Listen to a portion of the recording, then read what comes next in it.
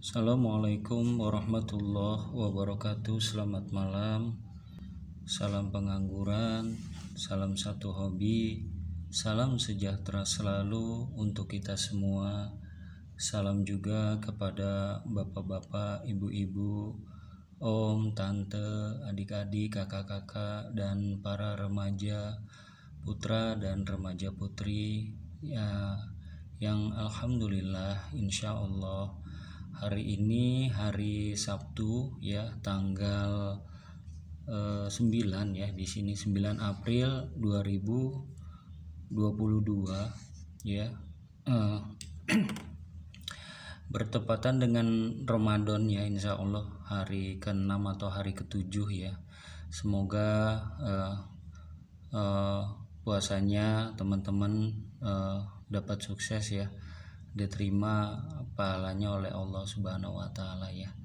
Hari ini aku ingin sharing pengalaman, bukan mengajari teman-teman semua ya, bukan, tapi juga bukan menggurui juga ya, bukan, hanya ingin sharing kepada teman-teman agar teman-teman dapat berhasil ya, berhasil di dalam menanam anggur, di dalam membuahkan anggur, di dalam merawat pohon anggur hingga mendapatkan target kondisi ideal dalam kondisi apapun ya.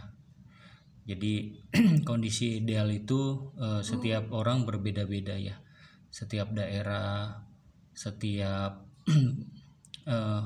wilayah berbeda-beda ya. Ketika ada satu dasar ilmu ya, belum tentu diterapkan di tempat lain itu pun sama, tapi insya Allah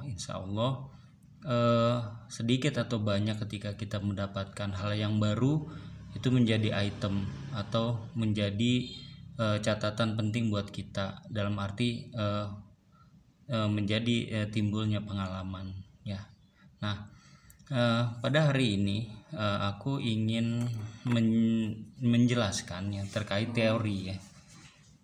Teori ya, prakteknya nanti karena sekarang udah malam ya, sekitar jam 10 malam ya.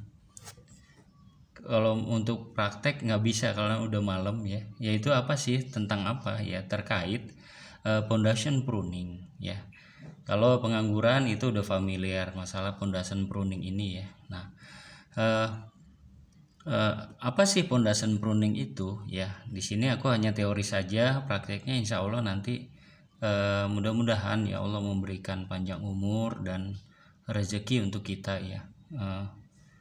Allah akan sampaikan kesempatan untuk melakukan praktek ya. Nah, apa sih arti foundation pruning ini ya? Foundation pruning adalah menumbuhkan ulang batang atau tajuk atau cabang tersier ya, menumbuhkan ulang batang cabang tersier atau menciptakan keran atau valve pembuahan baru setelah panen.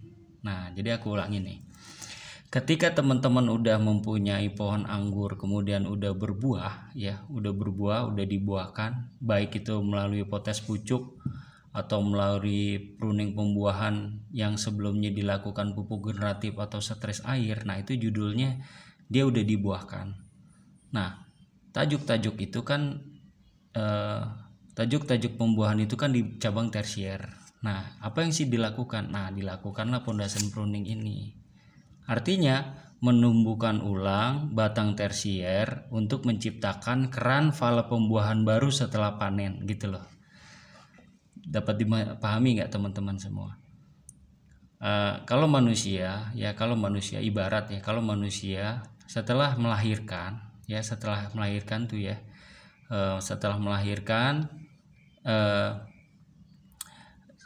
seorang wanita tuh ditreatment lagi bagaimana supaya dia staminanya kembali strong gitu loh, menumbuhkan stamina ulang dengan nutrisi yang baik, dengan suplemen yang baik, seperti itu ibaratnya. Kalau di manusia ya, kalau di pohon juga sama. Jadi tajuknya itu dibentuk ulang gitu ya. Mudah-mudahan dapat dipahami ya teman-teman ya. Ini adalah slide pertama. Oke.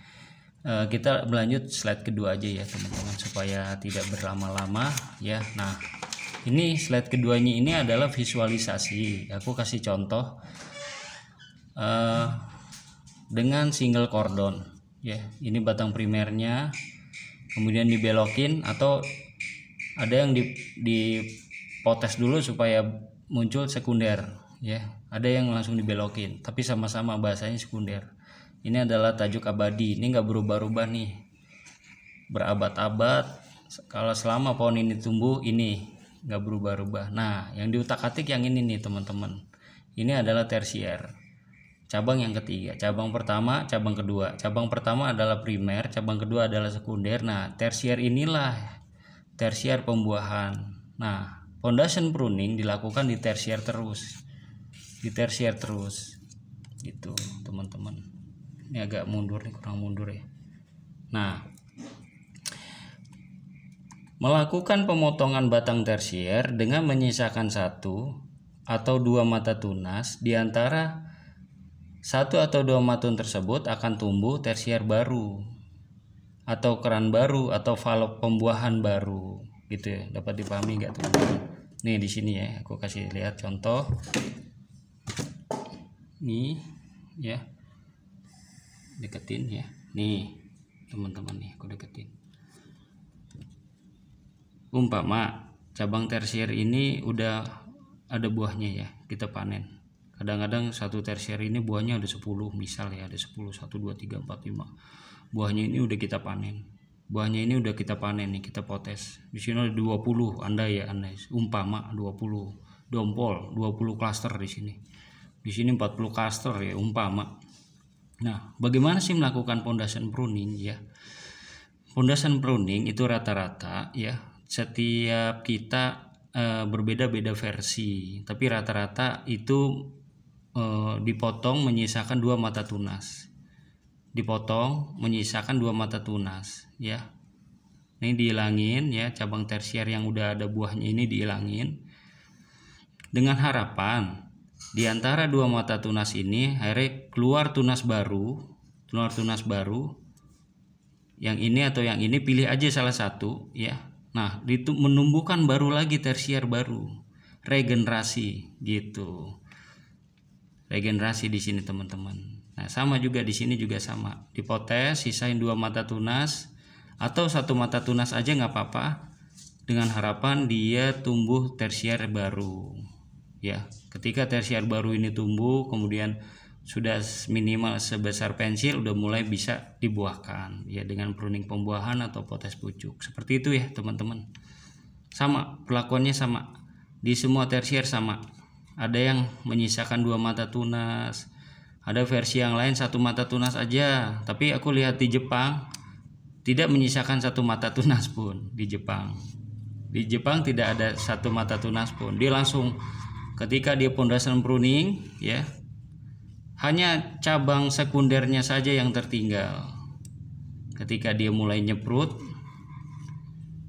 biasanya itu langsung bawa buah juga gitu. Tinggal tergantung teman-teman tuh mau langsung ngurusin buahnya atau fokus untuk memperbesar tersier ini gitu. Mungkin dapat dipahami ya teman-teman ya. Seperti ini ya teman-teman. Jadi ketika ini udah selesai dipanen ya kan, udah selesai dipanen, kita pangkas, nyisain 2 mata tunas atau 1 mata tunas. Kemudian kita tumbuhkan lagi tersier baru. Ini kan udah hilang nih. Ini hilang, nih hilang. Tersier baru ke sini. Tersier baru ke sini, tersier baru ke sini, atau cabang keran pembuahan, valve pembuahan di sini. Gitu, teman-teman. Dapat dipahami ya, mungkin hanya 3 bulan atau 2 bulan juga udah bagus lagi nih, tumbuh lagi, udah segede pensil, tergantung tingkat kevigoran pohon teman-teman semua gitu. Mudah-mudahan dapat dipahami ya teman-teman. Jadi aku juga nggak lama-lama supaya teman-teman juga nggak bosen ya. Nah, kemudian kita berlanjut ke slide terakhir. Nah, ini yang tadi aku sampaikan bahwa biasanya dan sering terjadi insya Allah pada varian-varian genja setelah melakukan pondasi pruning ini akan membawa bunga atau brokoli lagi gitu. Sering terjadi seperti itu. Seperti Jupiter, transfigurasi, banyak Gosvi juga sama gitu.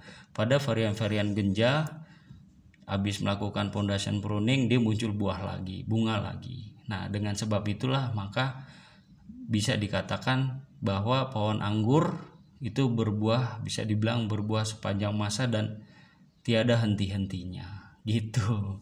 Seperti itu teman-teman, tinggal tergantung tingkat kesuburan di tempat teman-teman semua. Demikian ya, mudah-mudahan dapat dipahami, tetap semangat menanam, semoga menjadi amal jariah kita di akhirat dengan sedekah oksigen ya.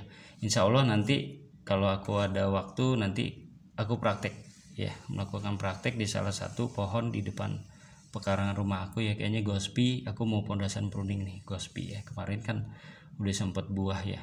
Mungkin itu ya teman-teman, semangat puasanya dan tetap selalu menjaga kesehatan dan protokol kesehatan ya. Jangan lupa tetap menjaga kerukunan bangsa dan negara Indonesia, tetap selalu menjaga persatuan dan kesatuan Indonesia. Wassalamualaikum warahmatullahi wabarakatuh.